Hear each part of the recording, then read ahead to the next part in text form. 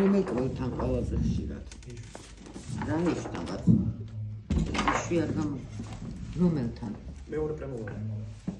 ნახეთ ჰაიმურის ყურები, ასე შავად რო ჩანს, ხედავთ მრგვალად. აი, ხედავთ? აი ეს არის ჰაიმურის ყურები. ჰაიმურის ყურები მდებარეობს ხშირად პირველი მოლარის პროექციაზე, მისი აპექსების და ამიტომ ხშირად შეიძლება გაიხსნას თუ პირველ მოლარზე მუშაობ. ფათაშობის თერაპევტებს ჰაიმურის ხშირად გახსნიათ ინსტრუმენტით. უპას რო იღებენ ალბათ ამით ხა საფშენი მიხვდით, ანუ პირველი მოლარის, ასევე მეორე მოლარის და ასევე იშვიათად არის სიბრძნის კბილის ამოღების დროსაც შეიძლება გაიხსნას ჰაიმურის ყრუ. რატომ? ნახეთ, ჰაიმურის ყრუს როგორი კედლები აქვს, იცით, ძლოვანი. ეს რბილი ქსოვილები არ არის. ქვედა კედელს, აი ამ კედელს ვეძახით ფსკერს. აი ამ მოლარის აპექსი, ანუ აპექსი რა არის? მწვერვალსა და ფსკერს შორის წესით არის ინდივიდუალურად პატარა სივრცე. ზოგს ერთ სივრცე უფრო მეტი აქვს, ანუ ადგილი მაგათ შორის. ზოგს გაცილებით ნაკლები. ეხლა აქ როგორ არის? იცი, მე მაგალითად ვიტყვი, რომ აი ამ კბილების აპექსები ჰაიმურის ყრუს ფსკერთან შეხებაშია. 10 აქვს სივრცე. ამიტომ აქ ძალიან დიდი ალბათობა ამ კბილებზე რომ მუშაობ, ინსტრუმენტს თუ არასწორად ოდნა ვიხმარ ელევატორს, მაშინ ნაკლებად. ამ ჰაიმურის ყრუს აუცილებლად გახსნი. ანუ რას ნიშნავს შეხებაშია? რას ნიშნავს? ჰაიმურის ყრუს ფსკერი და ფესვის აპექსი. ანუ ქვედა კედელი და აპექსები ერთმანეთთან, აი ესე აგერ სურათ. შეხებაშია, ანუ სივრცე მაგათ შორის არის. და პლუს კიდე ერთი რამე იცოდეთ, ქვედა კედელი ჰაიმურის ყრუსი, ანუ ფსკერი თხელია ძალიან. ამიტომ მისი ინსტრუმენტით გახსნა დიდ სირთულეს არ წარმოადგენს. რაც შეეხება, ეხლა ბავშვებო, ყველა სურათი რო გადაიღოთ და ნახოთ, ჰაიმურის ყრუები ყველას განსხვავებული ზომის ექნება მაინც. ზოგს უფრო პატარა აქვს, ზოგს უფრო დიდი აქვს, რომ მერვე კბილი ყველას არ აქვს ჰაიმურის ყრუს პროექციაზე. როცა მერვე კბილი აქ არ არის ეხლა ნაკლებად არის, მაგრამ ზოგჯერ არის, რომ ჰაიმურის ყრუ არის დიდი.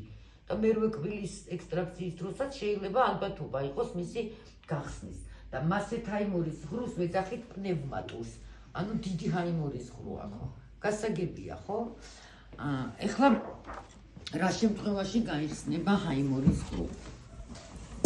თუ განსაკუთრებით ჰაიმური დიაქვს ადამიანს, იქ თხელია ძალიან უკვე კედელი და ადვილად იხსნება.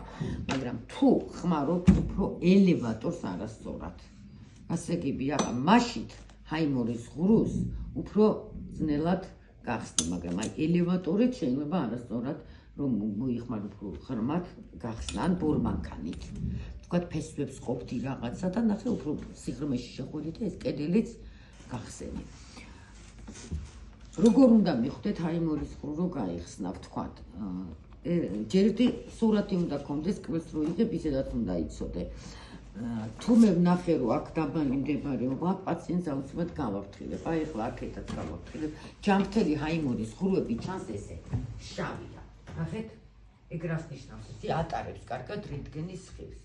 ანუ ეს ჰაიმურის ყრუები დაჩრდილულად რო ეძახიან, არ არის ამთებადი, მაგრამ თუ ჰაიმურის ყრუში ამთებაა, ჰაიმურის ყრუში თუ არის ამთება, ნახეთ როგორი ფერია, ხედავთ? თითქოს აი სერი ფერი დაკრავს, ხო?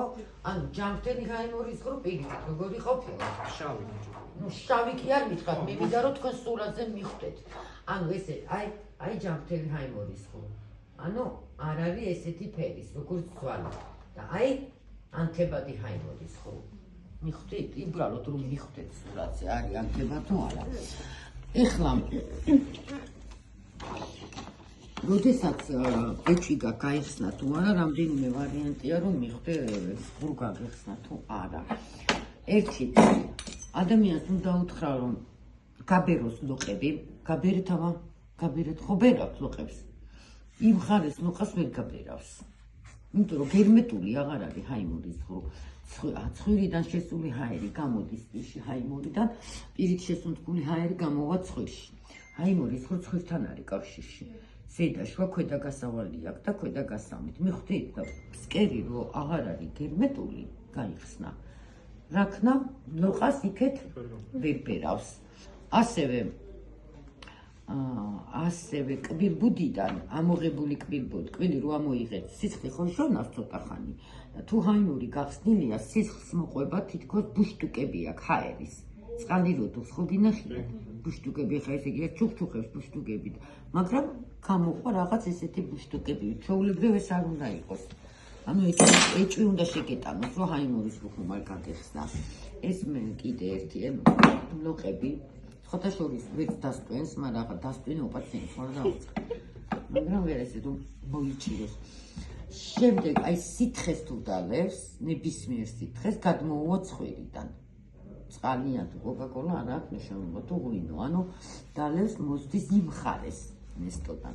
ეხლა თუ ადამიანი ამის შესახებ გაფრთხილებული არ არის და შენ სახში გაუშვი და არიცი შოკ ისტერიკაში ჩავარდება რაღაცას დალევს შეიძლება გზაში დადიოს წყალი მოწყუდა და ცხვირიდან წამოუვა და გაგიჟდება ამიტომ წინასწარ უნდა გააფრთხილო ჯერ ერთი თავი დაიზღვიო თუ არის ამის საფრთხე და წინასწარ რო იცის შეახედო შეიძლება ჰაიმური ვერც დაემახსოვროს მაგრამ რო აუხსნი ხდება გასაგებია რომ აქ დიდი ალბათობა შეიძლება ამიტომ ფრთხილად მუშაობ მაგ დროს ელევატორით ან ბორმანქანით მე-6 მოლარზე თუ ხედავ რომ იქ სივრცე ნაგრონი იმ ხელაზე არ შეხვდა გასაგებია ბავშვი და ზონდით შემიძლია კიდე გავსინჯო კბილი რო ამოვიღე ამ კბილბუდეში შევალ ესე ზონდით ოღონდ ძალიან ფრთხილად ნახე თუ აღარ მიდის შეეშვი რაც თუ მიაწექი ეგრევე გახსნის ზონდითაც კი გაიხსნება ის კედელი თუ შევიდა 3 სამნახევარზე აი ამ ხელაზე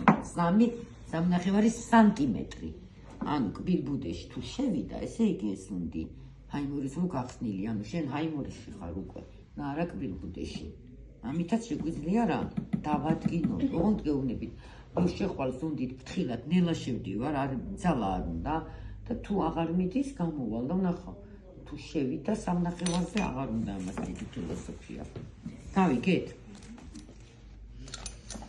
ასევე გართულებაა თუ ჰაიმურში გადაგივარდათ კბილი ან უფრო ფესვი აი ის ამოღების დროს მოვყევის შესაძლოა გაგეხსნათ თუ ისევე და გადავარდა ფესვი ან კბილი ეხა ვარიანტები განვიხილოთ რას ვაკეთებთ როცა ჰაიმურის ხრო გაიხსნათ და ადგინეთ რომ გაგეხსნათ ეს ჰაიმურის ხრო აუცილებლად უნდა გავარკვიოთ ესეთი რაღაცა ჰაიმურის ხრო არის ჯანმრთელი თუ არა ანუ პაციენტს ხომ არ აქვს ჰაიმურიტი ბევრს აქვს ქრონიკული თუ ჰაიმურიტი აქვს მაშინ მას ვერანაირად ვერ დახურავთ ოპერაციის გარეშე ანუ ჰაიმუროტომია უნდა ნარკოზით გაგესწრეს ოპერაცია ჰაიმური გამოიფრიკოს გასულ მიხვდით ანუ შენ სხვანაირად იმას გარედან ვერც წამლით ვერც ნაკერით ვერ დახურავ თუ იყო ანთება ჰაიმურის გულში იმ დროს თუ არა